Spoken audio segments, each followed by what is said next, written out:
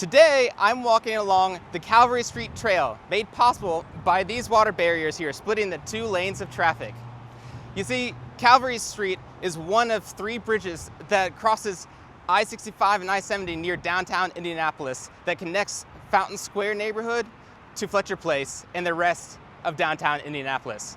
But it used to not be safe or comfortable to cross the bridge by foot or by bike.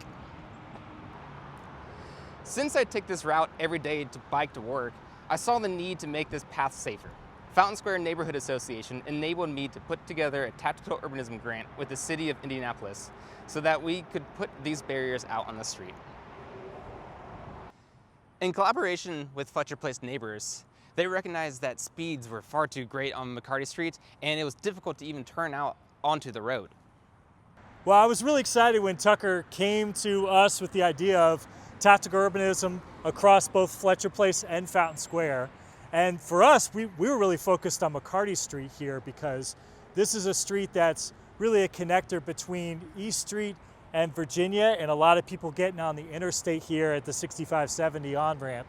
And so getting cars to move at a safe speed, getting people to pay attention to all of the residents who live along this street was really, really important to us.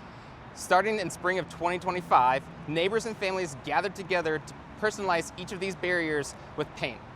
Oh, we really enjoyed it. We just brought our three girls out who are 6, 5, and 5, and we said, here's some paint, go for it. And they really didn't need any more direction than that. It was a really great way to kind of involve people of all different ages into the project. Then, in April, we were joined by over 100 volunteers to place the barriers and hold a neighborhood cleanup. Using the same grant, we partnered with Fletcher Place neighborhood and painted curb extensions on a nearby street. This artwork was designed by local artists and our volunteers painted the road. As you can see, these projects really have added color to the neighborhood and have provided a safe passage for crossing over the interstate for the people who live and for those who visit our community. I love the trail. It has allowed me to walk my dogs a lot safer. My dogs actually used to be really, really scared to use this street because the cars come by so fast and the sidewalk is really narrow. And so now that we have the wider space, they're much more comfortable crossing. And it's also super, super loud. So just having that extra space is really helpful.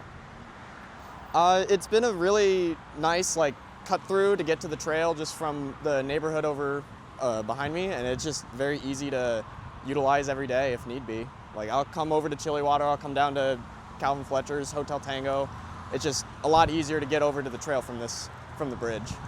I just love getting the raw data and seeing it for ourselves and being able to kind of show city officials, show our neighbors exactly what we were talking about in terms of raw data and showing, hey, cars are speeding through here almost on average 10 miles an hour over the speed limit. So it was really, really powerful to have that data in hand.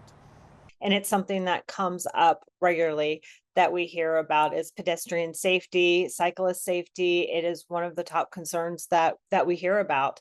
And it's something that our residents can get involved in helping those concerns. As the counselor, the feedback that I give back to the agency comes directly from a resident. You are walking to and from the coffee shops, you're walking to work, you're bicycling to and from places, you're taking your kids to school, you're walking here to church, and where there are the incidences that are the most dangerous. So to me, that's the data that we need. This one felt like it had, a special kind of energy to it. And it's really one of those things that impacts both our neighborhoods. It's literally the connection between our two neighborhoods. It just felt like a special kind of project for our two neighborhoods.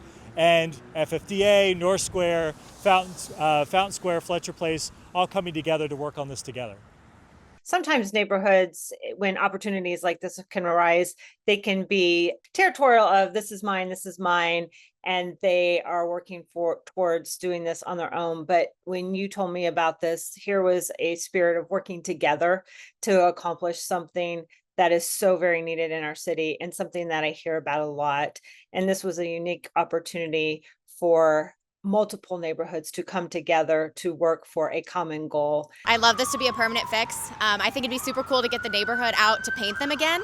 I actually got to do one of the barriers. I painted one myself, and it's super fun. And my mom came to town, and I got to show her my barrier. And it's just super cool that the neighborhoods allowed us to do this, and I'd love to see it as a permanent fixture. We're incredibly grateful to all the neighbors, to our partners at FFDA, Fletcher Place, North Square Association, of course the city, for helping us make sure this project came to fruition. We've been hearing from a lot of neighbors about the positive impact. Our survey results are showing that people have enjoyed it, that they've used this more, and that we've successfully connected two neighborhoods that were once separated by the creation of this expressway. You know, our real hope is that the Tactical Urbanism project that we've completed here gives us enough data for the city to say, well, what could be a permanent solution? You know, is it right, and should we close off this lane to improve walkability, pedestrian safety, cyclist safety, and once again reconnect our neighborhoods once again together?